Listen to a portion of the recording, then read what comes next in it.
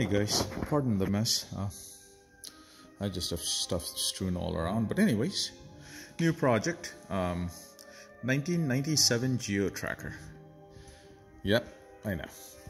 But anyways, the deed is done. Overall, doesn't seem too bad, but there are issues with it. And I don't know, at this point in time, I haven't made up my mind what I'm doing with it. But if you can see in here, you'll see that this needs welded on. So this is on the frame where the body mount comes on. If you look at the bottom of the cab, shall I say, that's rusting. That needs fixed. A lot of this, and it's dirty right now. We drove it out in the mud. It's covered with the undercoating spray, so that doesn't really show you too much. The parking brake cables were shot, so I just replaced them. Where it mounts onto the body, I don't know if you can see it back in there. That whole thing broke off, so I'll have to do an alternate mount in here. Rear brake, these are drums, as you can see. I just replaced excuse me while I take this out, but I just replaced the drums on this side. As you can see, put brand new hardware on it, and I didn't take a video of it.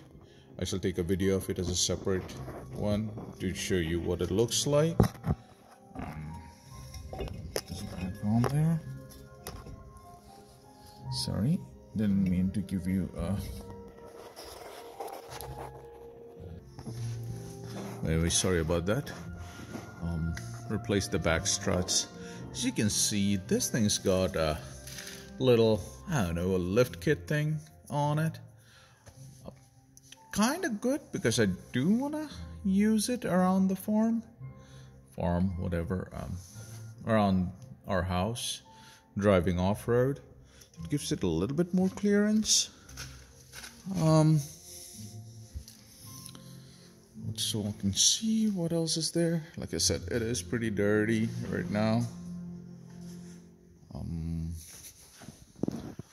this side, you see the rear brakes. I just took the whole thing off, and I will take a video of what it looks like when you put it back on.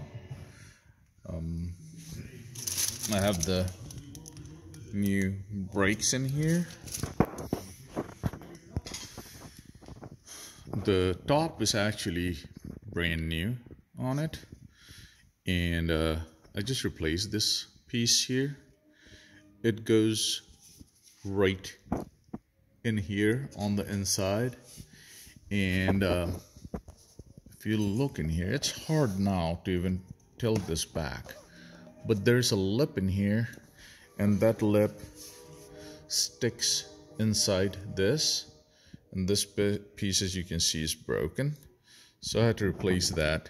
And now if you can see it, it's pretty good. But this here was, since this piece was not here, this whole part was flapping out, and when you drove down the road, you'd get water come in through here. Now if you see the front end, you will notice that the strut's off, strut mounts off. The coil springs don't look too bad, but they probably could do with a coat of paint. So I have coated it with Ospo. And if you are like, what? Here, I'll show you what it is. It's this stuff called Ospo. Prepares rusted surfaces for painting, and it stops rust. Look it up, interesting stuff. It does react with iron oxide, which is your rust, and turns it into iron phosphate, which is a hard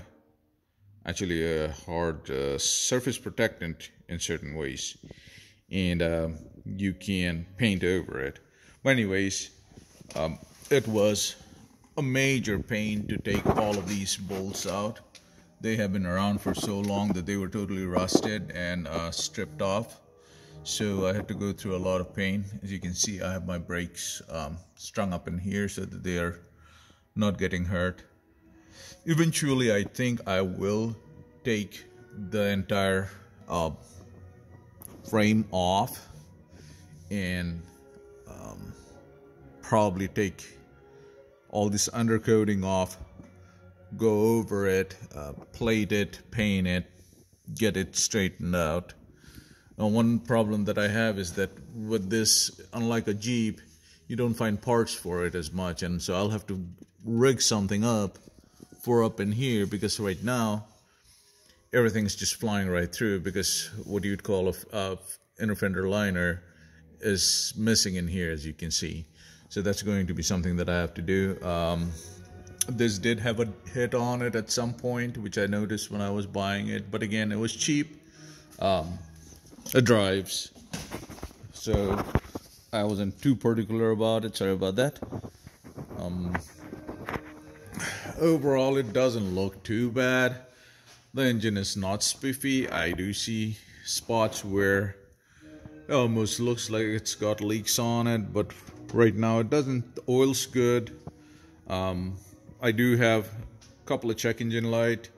My EGR valve, I'd assume this is a 97. As old as it is, the EGR valve is clogged up. I'm going to replace a PCV anyways, couple of bucks. It's worth it. I haven't even looked at the air filter. I have no clue what it is like. And I got an O2 sensor that says it's out. I don't know if the O2 sensor itself is out. I mean, you can just see the O2 sensor right down in there where it's coming off. I don't know if you can see it right there. You can see the O2 sensor right there. But I need to take, right in here is where the connector is. I need to take the connector off to check to see what it looks like from an O2 sensor perspective, if it needs replaced or not. And I've been looking at this thing in order to actually take stuff off, to pick the body off of the frame. It's not going to be too bad. I just don't know if I want to deal with it right now or just drive it. Like I said, it's cheap. I'm torn between the two. I might drive it for a little bit and then decide if I want to do something. It depends on how bored I am, basically. Really, in all reality, it depends on how bored I am. If I'm bored enough, then I'll just rip the whole thing apart. But summer's coming. I'd like to at least drive around the place in summer. As you can see, this doesn't look bad. It looks solid enough. The body in places is rusted. I don't know, like if you look down in there, you can see rust in there.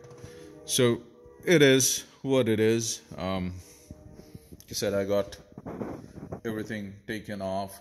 I am waiting for strut mounts. Again, in here, if you see, it's got these spacer hickeys for on top of the strut. Same thing as what they put in these coils to give it a little bit of a lift, I guess. I'll leave it there for now.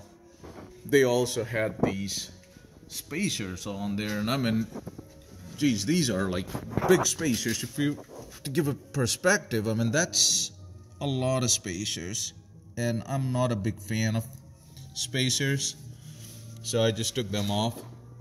Honestly, I don't see any benefit to putting that in order to extend my wheels past the side of the fenders. Some people like that look. For me, it really doesn't serve any function, so it's not something that gives me any advantage. And where I want to drive it, it's going to be through woods if I do take it off-road. So the smaller it is, smaller my footprint is, the better off I am. So that's the thought process there. Like I said, I didn't even think to take videos as I was taking everything off, and it would have involved a lot of cursing, just because of the fact that some of these things have been on for such a long time. They were a total pain to take everything off, and I do apologize for the mess that I have in here. But it's been one of those ones that I've been coming over every so often to do little bits of work in here. I do have the shocks sitting in here. Probably will have to get a new set of boots for them, because these boots are shot. That's the old shock right there, and If you can see the strut mounts, they're like shot, completely shot. The shock itself, I mean, this thing, if you look at it, I can just, there is no damping to it. It just goes up and down like it. Actually, on the expansion stroke, it has a little bit of damping. On the contraction stroke, it's zero damping. I mean, unlike the new one here, I mean, it takes me a little bit to get it to even compress down, and once you let it go, it comes right back up. I mean, in all reality, I haven't even been able to get it to go down.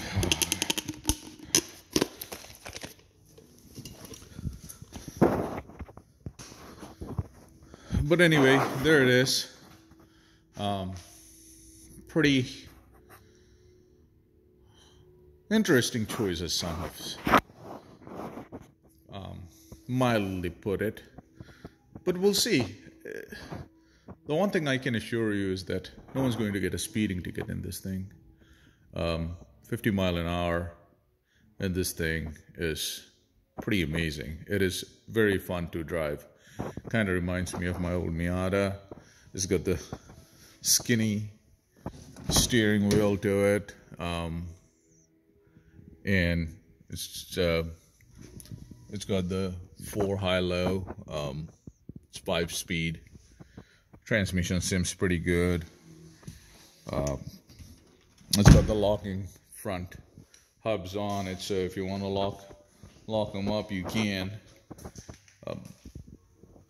Once again, Geo Tracker, Suzuki Sidekick, Chevy Tracker, whatever you want to call it, same thing. This specific one is a Geo Tracker. So, well, folks, once I start doing stuff with this going forward, I will post pictures of it. And stay safe. Hope you enjoy my little ramblings, and we will catch up.